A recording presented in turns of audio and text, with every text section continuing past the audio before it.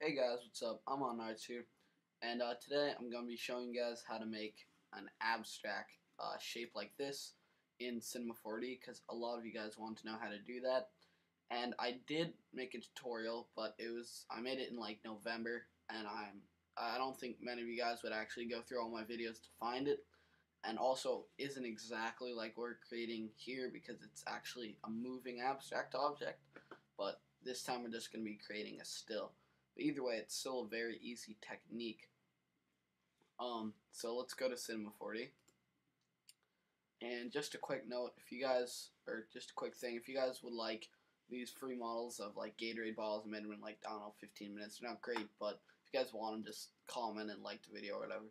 Alright, so new project.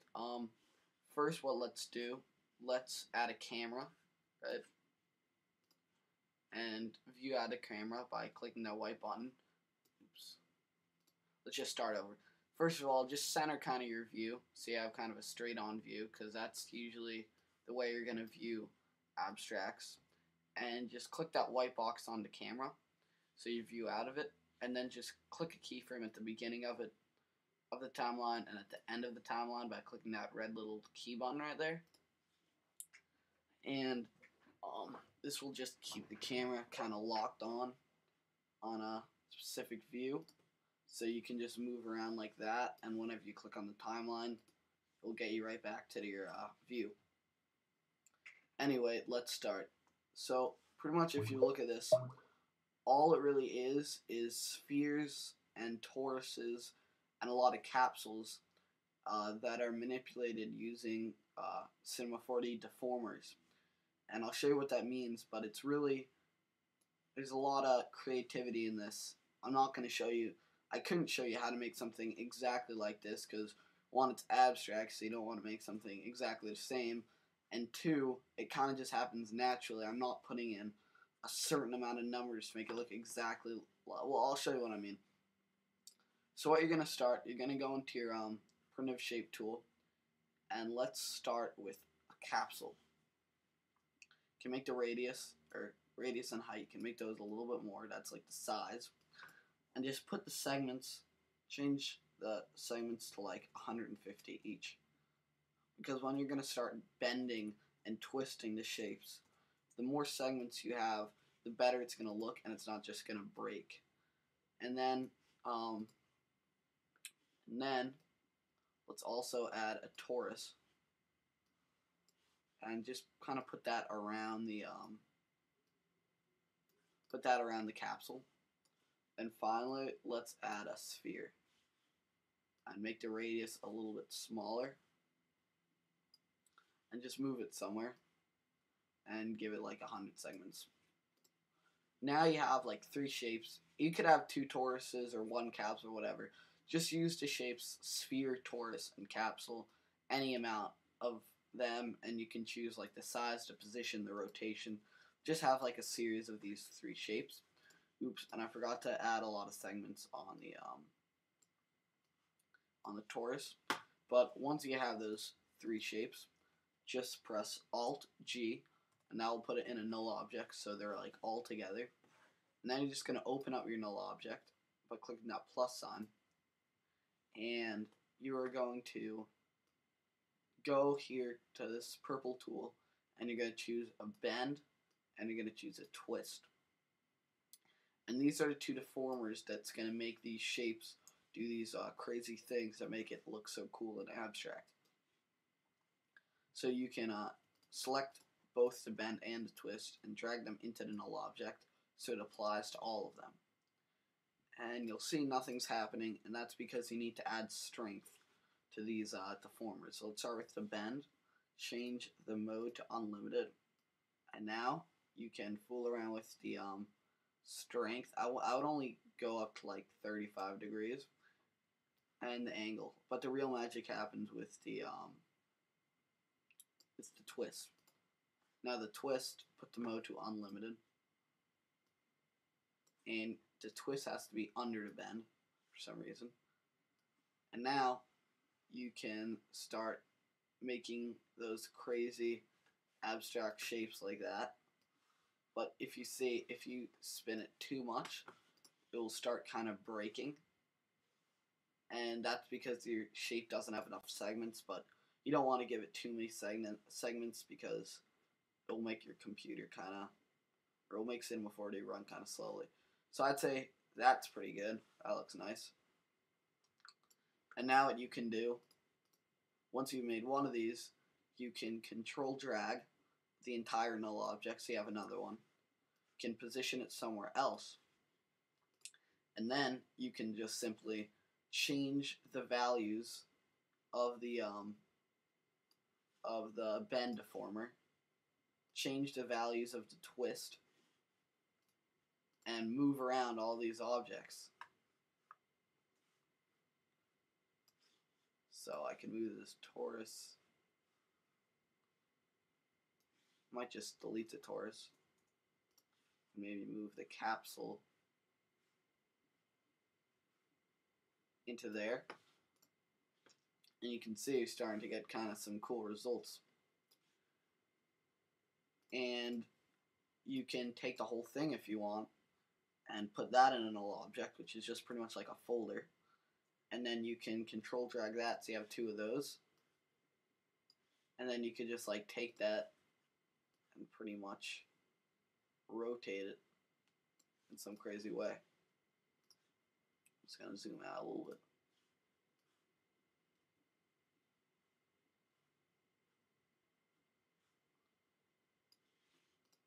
So that is pretty much the idea of making abstract shapes like this. What you just have to do is take shapes from the primitive section, for example, spheres, capsules, toruses, those work the best. Give them a lot of segments and put them in a null object with bend and twist deformers, and then just play around with the rotation and play around with the values. So I'm not going to keep fidgeting around with the values and making more null objects until it looks perfect, and hopefully you guys get the idea of what we're doing. But I'll also show you how to make some nice materials that you can apply onto your abstract objects. So just make a new material, and in my opinion, bright materials work the best. So let's do a light blue, a really bright blue. Let's give it a little bit of luminance and make the luminance color match. And just put the brightness down to around 50%. And another thing that looks great on abstract shapes because of those nice bends you're making is reflections. So just turn the texture to Fresnel. And I like, my personal favorite values for Fresnel are 10 for the brightness and around 30 for the mixed strength. You guys can have whatever opinion you want, but that's what I like. So once you've made that color once, you can control drag, so you make another one, and then go to the luminance and just change the color of the luminance. And you also have to change the color of the color channel. So I'm going to make this one an orangey yellow. I'm just going to make two more, but you guys get the idea. Let's make one that's pinkish red.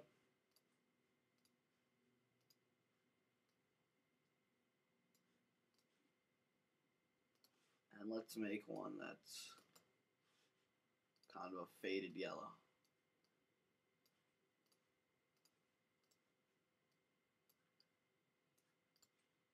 Alright, those colors look nice. And now, pretty straightforward, you can just open up the null object if you want to be more organized, or you can just start dragging them on to different pieces. And that's what I like to do. And the colors really make them look great. I wouldn't take too long on deciding like what colors to use, and I would just do it randomly, and I find it still looks pretty good. Try to have a good balance of colors and don't use one color too much more than use another color. Oops. Let's see. And that's not looking bad. If you want to take the entire thing, the entire null object, or move this one over a little bit. It's all about just like fidgeting and playing around and getting a result that you like. If you want to, you can add just some extra small spheres kind of around the shape just for effect that aren't that don't have any bends or twists on them. Just adding some random spheres around the shape is kind of a good thing to do. I'm going to make this one a little bit smaller. I'm going to make this one a little bit bigger. So you got some shapes, and now you can apply some colors to them. So I think that's not looking bad, but let's just talk about some render settings to make the lighting pretty nice. So you can add a background if you want to your thing, and how to do that, just make a new material, go into your color channel, and you're just going to choose gradient, and then double click on the gradient and change the gradient type to a circular. You've probably seen me do this multiple times before, but I really like having this gradient in the background. Change the black to a light gray, and change the white to a slightly darker gray. And now you can just apply that. Oops, we don't have a background yet. Go to your light thing over here and choose a background. And you can simply apply that to the background. If we render it,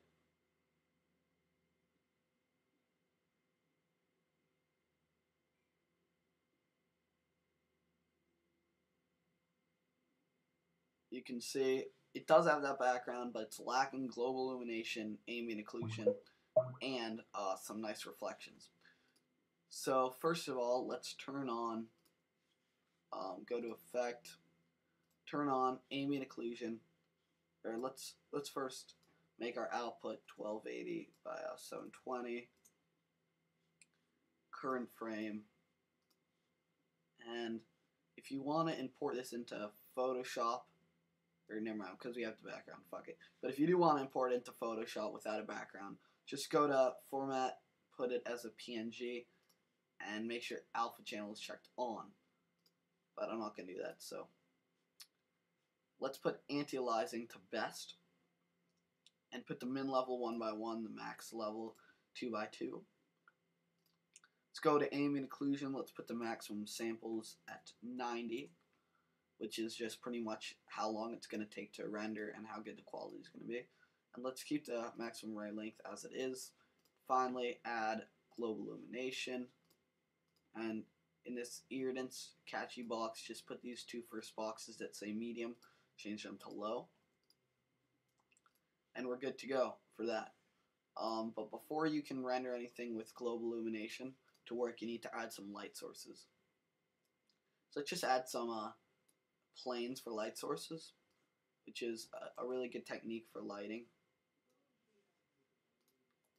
And before I start, I'm just going to make a huge null object of everything I've made.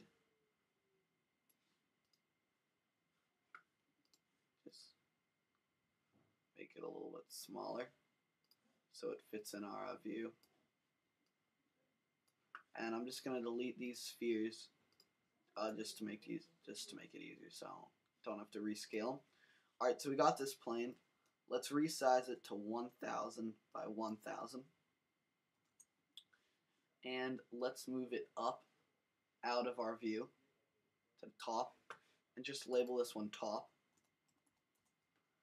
And then you can control drag, so you have another one, and change to orientation to +X, and call this one left. And just move it kind of to the left out of the camera. And let's do one, and let's control that, drag that one, the left one, and move it to the right and call it right. And now go back to the top one, control drag, and just rotate it 45 degrees. And move it out of the camera a little bit. And now this is very common to really good lighting setup that's simple and easy to do. Let's just label this one front. And you can see this plane's right in the front of your view, so all you have to do to fix that, just go to Cinema 4D tags, compositing, and uncheck scene by camera, and then it won't be seen when you render the view, but the light will still cast, and then just apply that tag to all of the planes. And also it's kind of a pain in the ass seeing that these things right in front of it because it's kind of blocking your view. So what you can do, select all these planes and then go into basic and turn off visible in render. And then it's still going to render. You're still going to see the light when you render, but it's not going to be in your way. So that's good. And finally, let's just make a new material and just check off luminance. And let's try 200 luminance. And just apply that to all 4 of those planes. And now let's just render that out. Oops, wrong screen.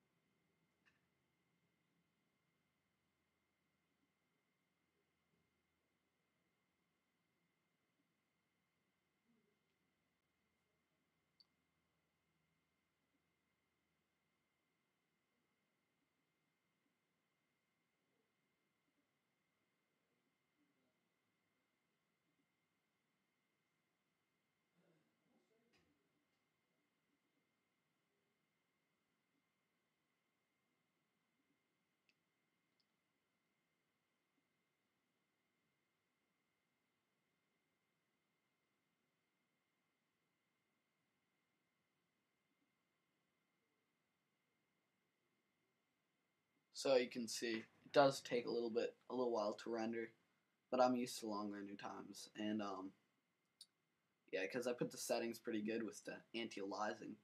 As you can see, the results are coming out really, really well. So just let that render.